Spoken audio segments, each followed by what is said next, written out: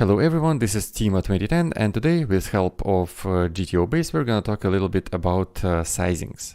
How important are they, how to choose sizings and how solvers choose sizings.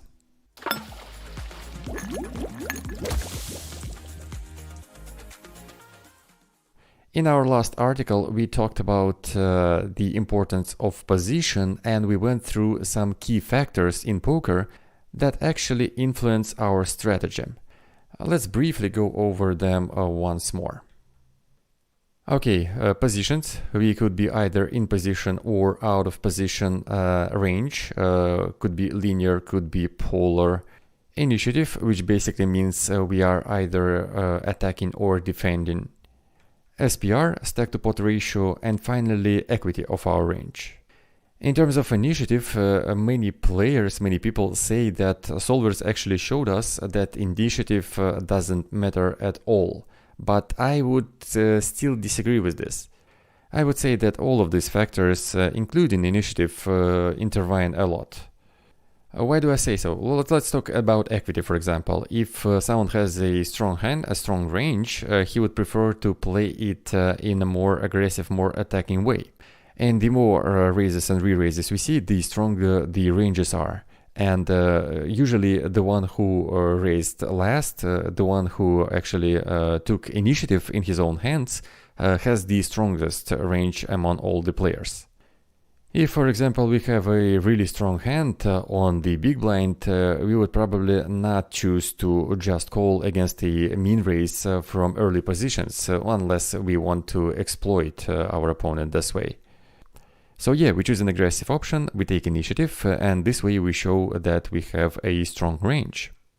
And if the initial raiser gets a 3-bet from a foreign player in position from a button or cutoff, he again doesn't want to call out of position with a strong range. He would probably prefer to 4-bet.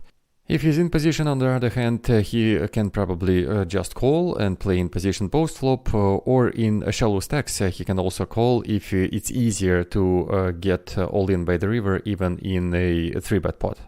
So the deeper the stacks, the more we want to raise with our strong range. So the initiative moves to the one who raised last, and he usually has the stronger range with more equity. Of course, there are some exceptions, but all in all, this is an explanation why initiative intervenes with equity. Okay, now let's move on to sizings. We will mostly talk about cbet sizings today, about flop cbet sizings. We will do so based on some libraries. Let's go with MTT library 40 to 100 BBs stack sizes. And let's pick a spot where button raises and big blind calls. We will go over what affects sizing choice, what sizings we would actually use on what boards, and so on. The most often sizing we use is of course a small sizing, could be a 1 BB, could be like 30% pot, the next one is the middle one, like 50% pot. And the biggest ones, 75% and more, occur the least. And of course we will go over which sizing we prefer in which case. As I said, we mostly use small sizes, 1 BB or 30% pot, and the idea here is that the lesser the sizing, the more we bet, and vice versa. For example, if for a certain spot we allow solver to only use a big one or a small one, the small one would be used more often. Well, just because in a lot of spots, in terms of EV, checking and small betting are very close together, so it's harder to make a mistake when we bet small. And it's easier to make mistake when we choose between checking and betting big. In terms of board structure, well, actually there are a few things that really affect a lot our sizing choice. For example, our equity. For example, if our opponent has a range that is close to ours, he also has like 2 pair combos, he has top pair combos, but we are still ahead in terms of nut combos and in terms of equity, we usually bet big. But if our ranges are very asymmetrical, for example, we have a lot of strong hands, a lot of nut combos, but our opponent, on the other hand, has a range full of weak hands, we usually bet small. Because betting big in a spot like this is like beating a baby. He can't protect himself in any meaningful way.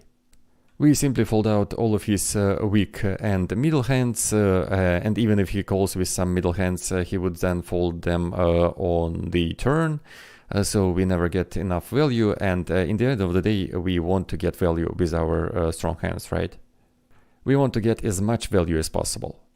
So if we are ahead, it is more profitable to us to bet over 3 streets and to use sizings, which our opponent is ready to pay off with weaker hands. This way we will get paid much more often. Let's for example pick a texture with 2 Broadway cards. Let's say King, Queen, 6. No flush draw possible. Here button is clearly ahead in terms of equity. He's ahead 60 to 40, and also he is ahead in terms of nut combos. If you go over 2 pair and top pair combos, we see that actually Big Blind has a lot of them. But in terms of percentage of the range, it's only 12% for Big Blind against 18 for button. And also there are a lot of second pair and third pairs in his range, a lot of pure air, over 50%, 10% ace high combos. So yeah, a lot of trash here, and in our range, in button's range, we have not so much air, and still a little more nutted combos as we saw earlier. But yeah, all in all, I can't say that we have a huge nut advantage here, but we are clearly ahead in terms of equity, just because our opponent has a lot of pure air in his range. And we don't actually need to bet big to make him fold a lot of those air hands. And actually even the lower parts of our range could dominate his air. So solver prefers small betting, like a third or even a quarter of a pot. And actually, if we bet big, for example, it's not bad for our strong hands, like King Queen or King Jack even. We would still get enough value from opponent's weak hands. He would still call enough with weaker hands. Well, let's see. The difference in terms of EV between betting pot and betting one blind is only 0.03. So almost no difference. And for King Jack, the difference is non-existent at all. So the EVs are completely equal.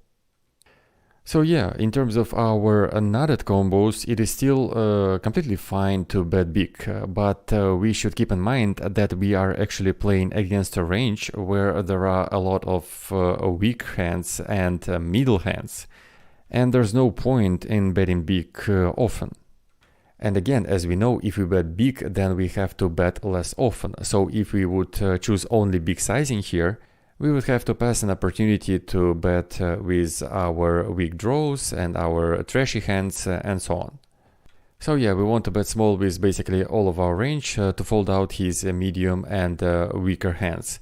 And if we want to exploit him, if we think that his range is completely inelastic to our sizings, then we can bet big with our strong hands and bet small with the rest of our range. But of course, if he knows how to adapt, he would quickly realize what's going on and counter-exploit us. And this is why Solver almost never uses big sizing, only 7.5%. And as for example, for a board where we prefer to use bigger sizing, could be a board like Ace Queen 10 with 3 Broadway cards. This is the board where our range is quite inelastic, and our opponent will still call with a lot of ace-x hands, with some ace-x plus draw combos, some pair plus draw combos. He would often pay a flop and turn with those hands, and sometimes river too. And if we get back to equities, we see that button is now ahead 65 to 35. And in terms of nut combos, we see 10 point, let's get back to range percentage. We see that air makes up most of his range, 65%, second pair, third pair around 23%, and in terms of good hands, top pair and better, well, around 10% total. And what is this difference between this example and the previous one? In principle, we can again bet all of our hands using small sizing and folding out a lot of air in our opponent's range. Or we can bet big with our strong hands and small with our weak hands. But there are so many strong hands in our range and we want to get a lot of value with those. So we prefer using big sizing and balancing it out with different bluffs. If we take a look at EVs, then we see that for a hand like, for example, Jack Deuce, there's no difference between third pot and half pot and full pot. Those EVs are completely equal, and same goes for a hand like King 5 offsuit. So if we know that our opponent will not adjust to our strategy, we can use different sizings for our value hands and our bluffs. But then again, we can only do that against a player that will not adjust to our strategy, or against a guy who doesn't know us, who we do not know. So for example, we see him first time in a tournament, and he actually needs a lot of tournaments to play against us to find out what we are doing and how he can adjust to it. He needs a decent sample size. Next texture where we want to use big sizings is a texture with a lot of draws but no complete straights or flushes. For example, board like Queen 7-6 double suited. As we see, we want to bet big mostly here. We use pot size 22% of the time, 3/4 15% of the time, and a half pot around 12% of the time. This is due to the fact that we want to, first of all, protect our hands against a lot of possible draws in our opponent's range. If we take a look at the big blind's range, if we take a look at the distribution of his range, we see about 40 combos of open-enders, 71 gutshot combos, and 40 flush draw combos. This is a lot of draws actually, and against a range like that we will most likely not get 3 streets of value with our top pair combos, so we want to get as much as possible on the earlier streets. Well, it could be flop turn, right, but could also be a flop and river, skipping turn.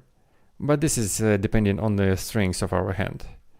So with our strong hands like Queen 9, Queen 8 for example, Queen 10, we want to bet big right now. We don't want to give a cheap price for all of his draws. And we also realize that turn cards like 4 or 5, 8, 9, even 10, spade are better for our opponent's range. So on these runouts we will lose EV, we will lose equity, we will realize less equity. So we don't want to bet small to then check and give up a lot on those turn cards. So it's better to bet big now.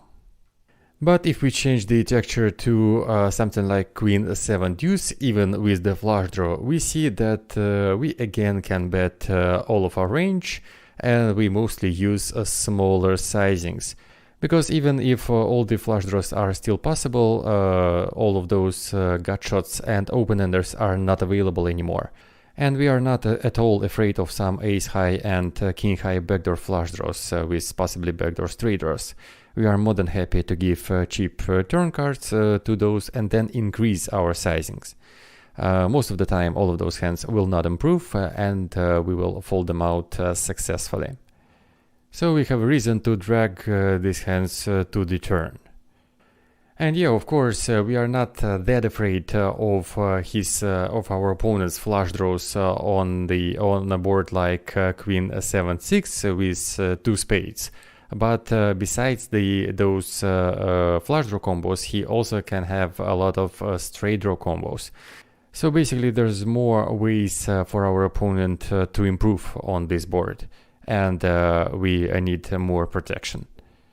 And if we get a board without a complete straight, but with a lot of potential straight draws, like Queen 10-7, but without potential flush draws, we see that we actually use big sizing quite a bit here, 16%. Let's take a look at our opponent's combos here, draw combos. Okay, what do we have here? We have 60 gut shots, 41 OESDs and no flush draws, no combo draws, of course. But still, we already use big sizing here, and if we add flush draw to this picture, we will of course use big sizing more, because now more turn cards will mess up our equity realization.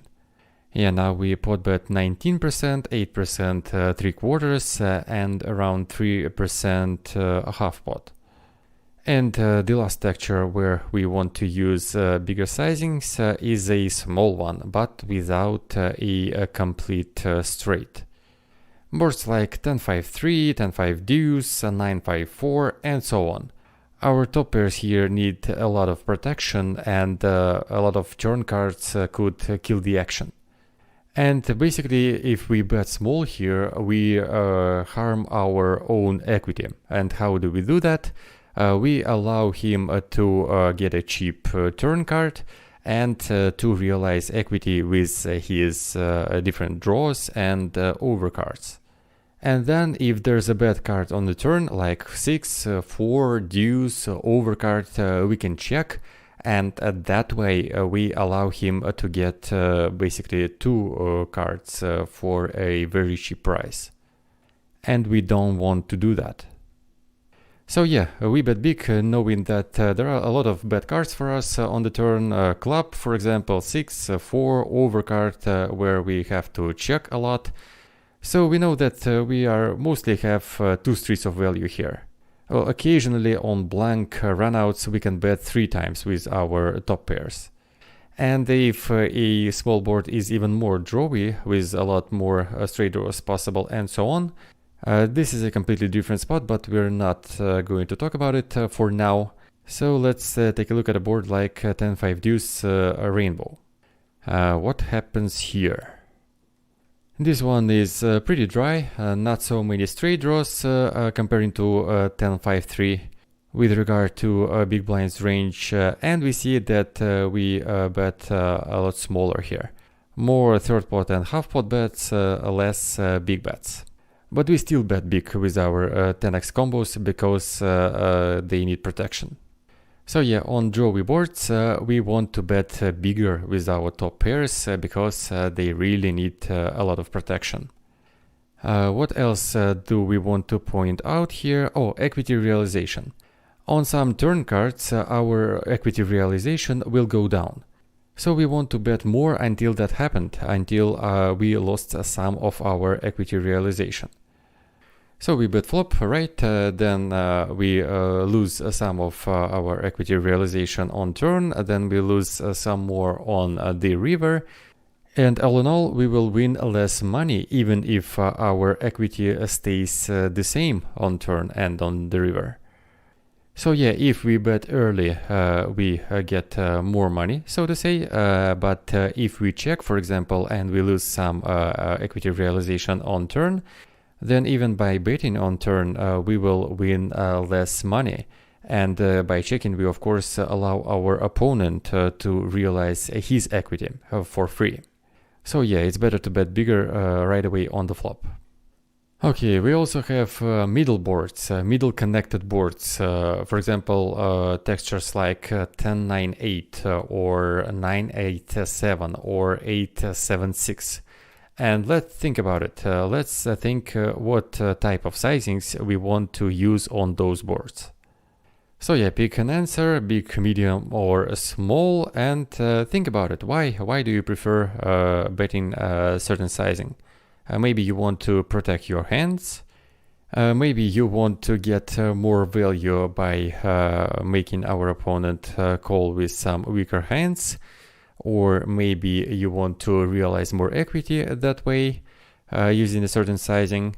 Maybe you want to deny equity from your opponent, even with some medium strength hands. So let's see what sizing we actually want to use here, and mostly we prefer half pot, 36%, but we also sometimes use 3/4 of the pot, 16% of the time. But the shallower the stacks are, the more we want to bet smaller, the more we want to bet half pot and ignore 3/4. Why so? Well, first of all, our top pair hands like King 8 and Ace 8 have only 65% equity. This is the problem number one. And against a calling range, for example, if we bet like half pot, 2.73, those hands, Ace 8 and King 8, have now only 62% equity. And if we pot bet, then only 56-58%. So against the calling range we have even less equity, but this is not the biggest issue for us. The biggest issue is the realization of this equity. Because if we bet big, for example, we will fold out all of his 7x and 6x hands without additional equity. And with all of these hands with additional equity, he actually fares pretty well with our top pairs. For example, with a hand like 10-7, he has 55% equity against a betting range, 9-7, 61%, 9-6, 59, 10-6, 54. So basically, in the end, by betting big with hands like Ace 8 and King 8, we fold out all of his really weak hands like 6x, weak 6x, weak 7x, and even weak 8x combos, because he doesn't realize enough equity with those. And we get action from hands that actually have at least 50% equity against our range. So we're not value betting, we are protection betting then. And that's what's wrong with betting big on connected boards. So we should also consider how our opponent reacts to our bet. We don't only take into account our equity. Our equity is good, but we want to know our equity against his calling range and not just against his overall range.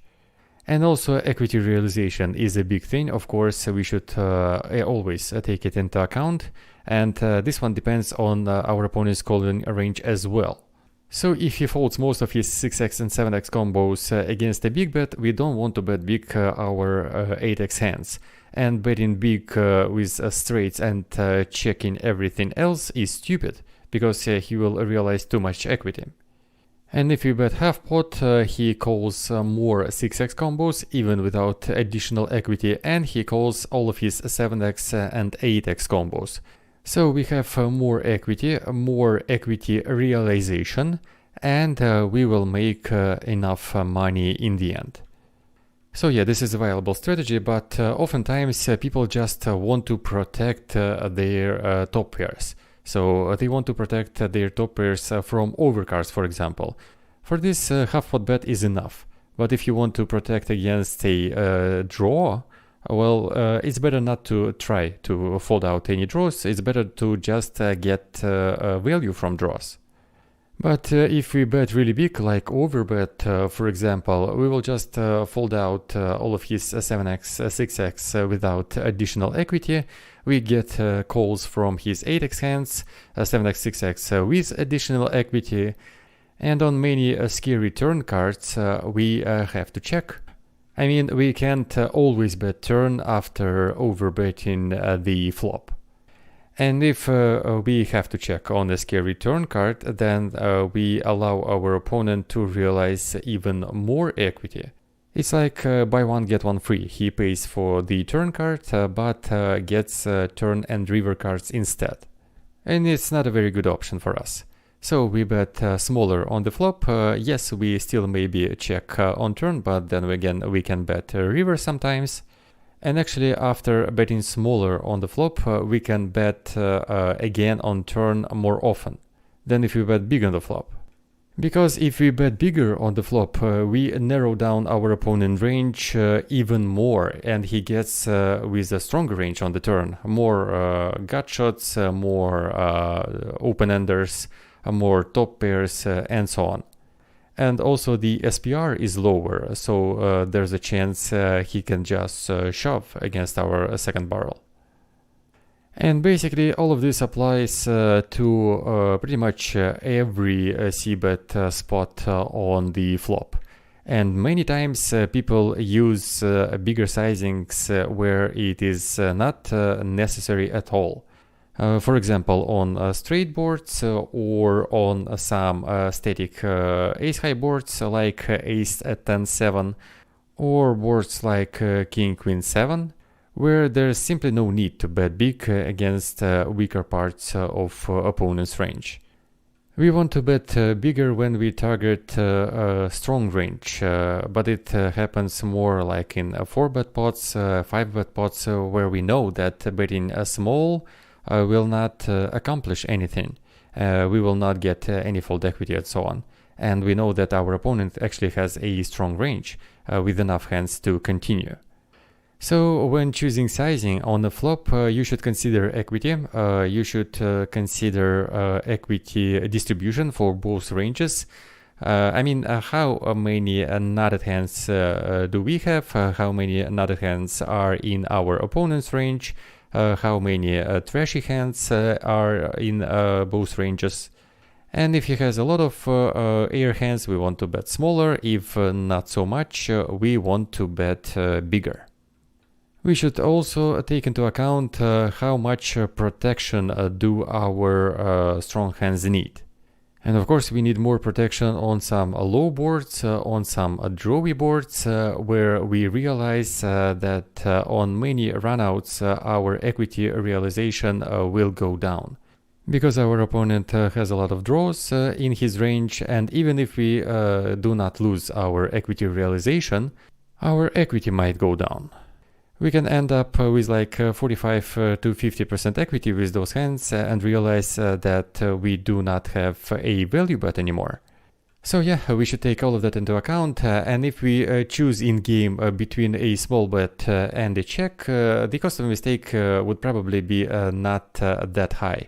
But if we choose between betting big and checking, then making a mistake could hurt our win rate quite badly. So this is it. I really hope it was helpful. We are planning to continue making videos like that. Thank you very much and goodbye.